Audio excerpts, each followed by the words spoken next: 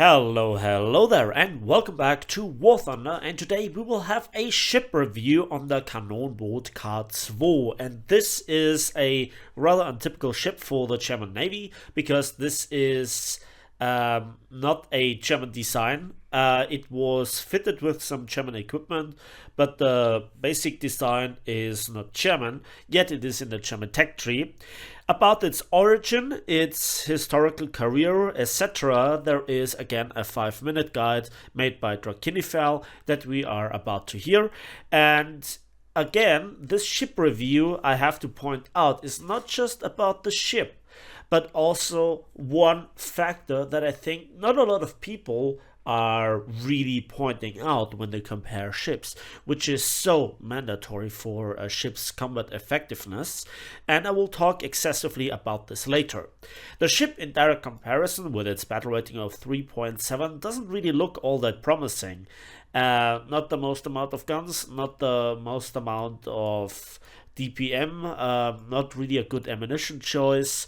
The anti-aircraft capabilities are limited, but not really terrible either.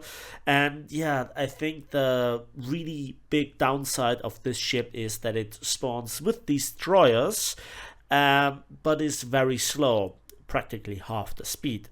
So without further ado, let's go right into the review. And as I said, we will begin with Drachinifel's 5-minute guide. I hope you enjoy. The K-class were originally sloops, or gunboats, depending on your definition, designed for the Royal Netherlands Navy to replace an older class of gunboats. The idea, though, was not just a straight-up replacement, but to have a class of multi-purpose vessels that would be capable of defending the Dutch coast, which is notoriously shallow, but also to guard against the newer threats of aircraft and submarines, as opposed to the older gunboats, which were effectively just anti-surface warfare ships. And so they would need a useful armament and protection against all three kinds of threats on a fairly small hull. A total of 7 ships would therefore be planned, with 3 to be built starting in 1938 and 4 more in theory starting in 1939. With a standard displacement of just over 1,200 tons and a full displacement of just over 1,400 tons, they were designed to carry a total of 4 main guns of 4.7 inch in caliber in a pair of twin turrets, one forward and one aft. 2 twin 40mm Bofors mounts and 4 single 50 caliber machine guns would complete the armament. Now, apart from a lack of torpedoes, you might think, well, this sounds pretty much like a small destroyer in both displacement and armament, as opposed to a gunboat or sloop. But here's where the differences become a lot more evident. With 3,500 horsepower in the engines, they were only capable of around 19 knots. But they did have a 1.2 inch thick deck and a 2.4 inch thick belt and 2.4 inch thick turret faces. This left them significantly slower than a destroyer, but also much better protected against destroyer-grade gunfire. The first 3 were under construction, with the next 2 on order, when in May 1940 the Netherlands caught a rather severe case of Germans. The 2 ships that were on order were cancelled, but the speed of the invasion was such that the occupying forces found the first 3 ships still under construction in the shipyards.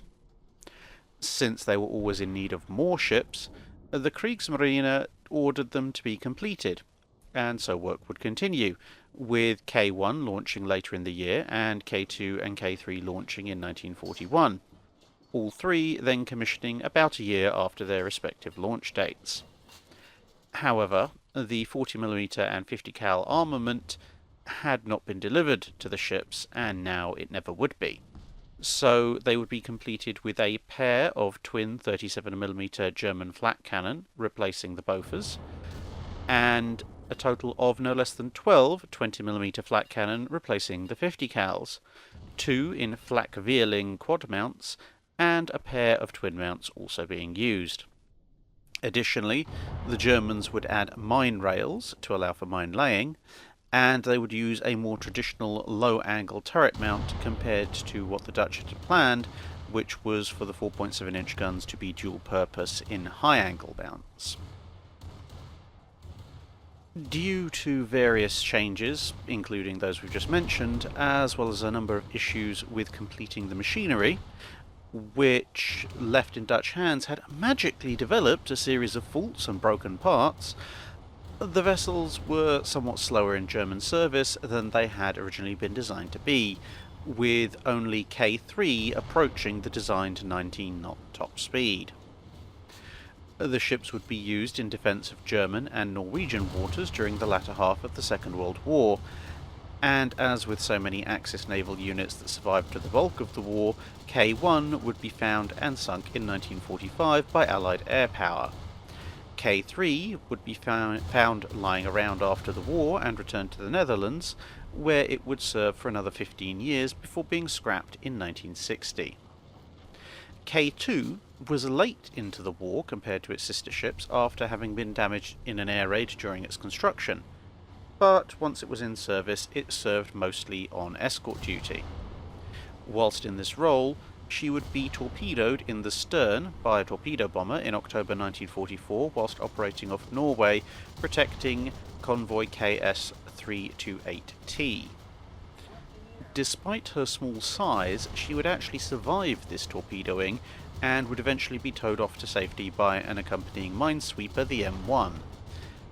She, like K3, would eventually be found lying around in 1945, this time in Horten, and she would be then towed away, but accidentally sunk in November. In July 1946, the wreck was raised and towed back to the Netherlands for inspection, where it was finally decided that the ship needed to be scrapped, and it was duly disposed of in October 1947. After this history lesson by Drachinifel, let's talk about the ship's capabilities in-game, and let's begin with the armor, and surprise surprise, the ship actually has armor worth talking about. The most interesting parts are the barbettes and the turrets, as well as the side belt armor of the ship, with 60mm of rolled homogeneous armor. That's not too shabby at first glance. Then we have bulkheads of 50mm, we have deck armor ranging from 20 to 35mm, a little bit of protection also around the bridge at the conning tower, and then we further have some side belt armor of 40mm. This sounds great, together with the good firing angles of the turrets respectively, both forwards and backwards. You might think, well, angling the ship like a Russian river patrol boat at lower battle rating, and I'm really a strong ship. Sadly, this is not the case, because this section is way too small to save you, and the crew distribution, including the bow and the stern, which are both more or less unarmored, with numerous other sections of the ship also being not protected by armor, the superstructure in particular, a lot of the gun emplacements, and you can get gunned down by an enemy destroyer or even a patrol boat of the same battle rating quite fast. So please keep this in mind. So this is not a brawling ship, and 40mm bofors also will do tremendous amounts of damage. So the armor, while being there and while being better than other battle rating comparable ships, it is not the saving factor. Don't rely on this. The next thing is, let's have a look at the X-ray. We can see that in the middle of the ship there are quite a lot of fuel tanks, so you burn quite often, and the MREX, both on the front turret and the rear turret, are half above the waterline and not protected by the greatest amount of armor. Don't count on 40mm. Seriously, just don't. So the ship looks nice, it is armored, but it gets this armor, which doesn't save it at all, to be honest, when you get under pressure, under fire, despite angling efforts, etc.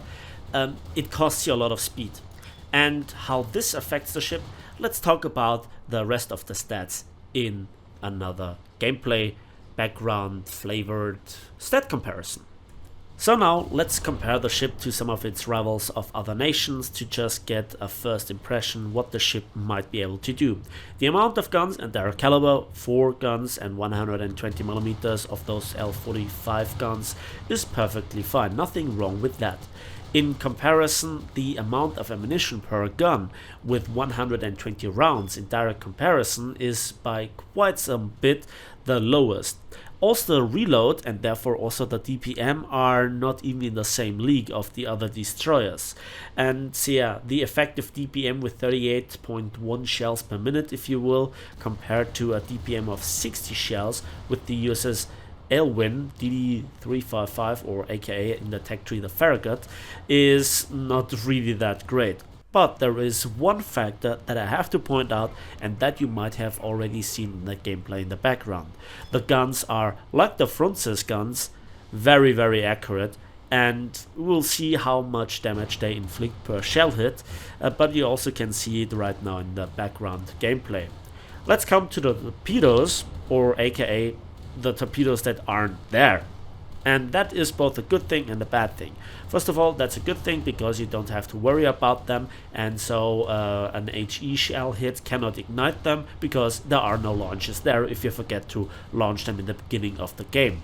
And I think all other destroyers have up to 9 torpedoes where they can make an initial torpedo pattern and probably get 1 or 2 kills in a very lucky game. Mostly it is pointless to have torpedoes, except for very close quarters engagements where both destroyers come around an island and torpedo each other. But back to the statistics, and we have also the lowest displacement with only 1420 tons.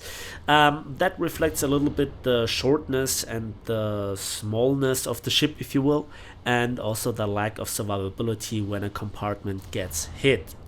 The top speed is also only half of the USS Elwyn DD355, and the other 2 destroyers are also significantly faster. And when you spawn with destroyers and you are that slow, that's never a good thing. That's always bad because you never can choose if you want an engagement or not. Despite your good maneuverability, the fast rudder shift, etc., it just leaves the ship always left behind. You never can really capture. Very often a game ends before you can even reach the first capture zone, which is just a terrible experience. So 34 kilometers per hour top speed is really bad, and you don't have the armor to make up for it, despite having some armor. And also your crew amount is very respectable, but again the compartments are so small and so little hitting area of the entire ship that the crew cannot spread out, and there is not enough crew in the armored sections to let it survive, to keep the ship afloat. And even then, 1 or 2 armor piercing shells will end it in the middle of the ship, which is the most hit area of a ship overall. Let's talk about the effectiveness of the firepower. Well, the first thing is that the ship tends to have very good accuracy, especially at long ranges. And you only have 1 shell type. So you don't have any sort of special HE, so no base fuse HE, you don't have any sort of proximity fuse shells for the main guns or flak shells at all. You also have no armor piercing or solid shots even. You only have 1 ammunition type, the 120mm HE. Now, overall, the muzzle velocity is not bad with 808 meters per second. It's kind of average, kind of in the middle of the pack. And yeah, you only pack 2.7 kilograms of TNT equivalent per shell. The Frunze is the only one that has less. On the other hand, the Frunze will get a base fuse HE shell with the upcoming patch. So yeah, I'm not quite sure how this will work out, but Frunze is very effective at dealing with enemy ships. And that further reduces the effectiveness. So if you would come across a light cruiser, if you would come across some of the destroyers with add-on armor or anti-fragmentation armor, you get really a reduced damage output, and that really hurts the ship. So the limitations: we have no torpedoes, we have only 1 shell type, we only have 4 guns with not the greatest DPM, the ship is terribly slow, and the armor that it has doesn't really save it. So you can see where the problems are. So how do you use the ship then, you might ask? Well, you stay as a second line gun support ship in the second line and never go to the front line in the first place. You can only hope that nobody is targeting you.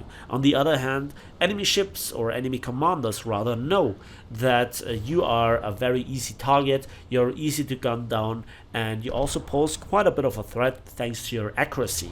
You can have the greatest DPM and the greatest guns if you constantly miss, and the enemy has also enough time to dodge your salvos, then you do no damage at all. And this is the only redeeming factor of the ship.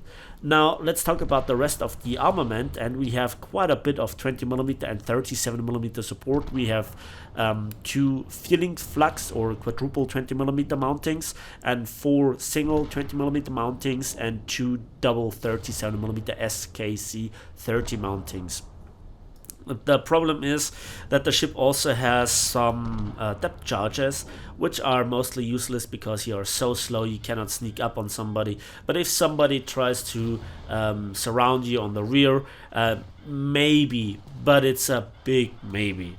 Mostly they are just there to let you blow up and pose another risk as being an external ammo rack.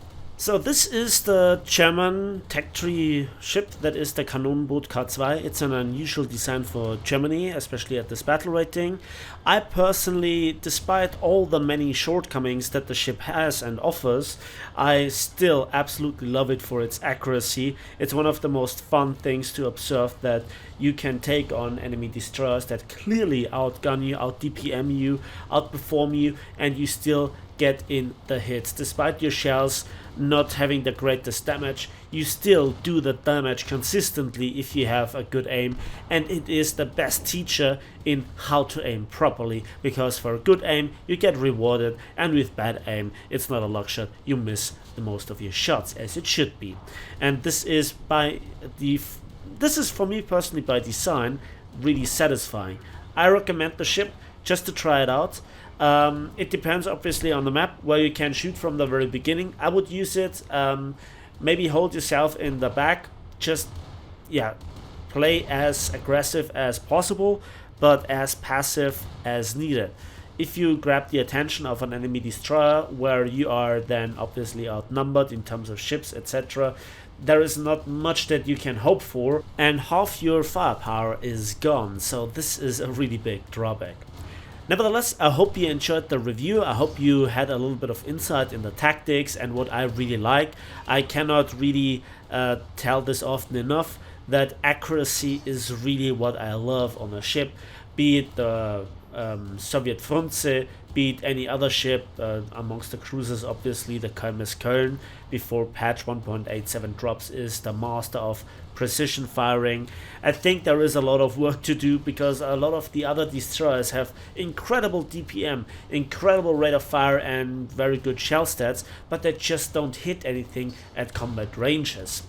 Now, with having said this, that's finally it. Thanks for watching, thanks for listening. Please give this video a like if you did, subscribe if you want to see more, and share this video with your friends. Let me know if this video was helpful, if you have learned anything from it. And as usual, we'll see each other in the skies, on the battlefields, and on the waves of War Thunder.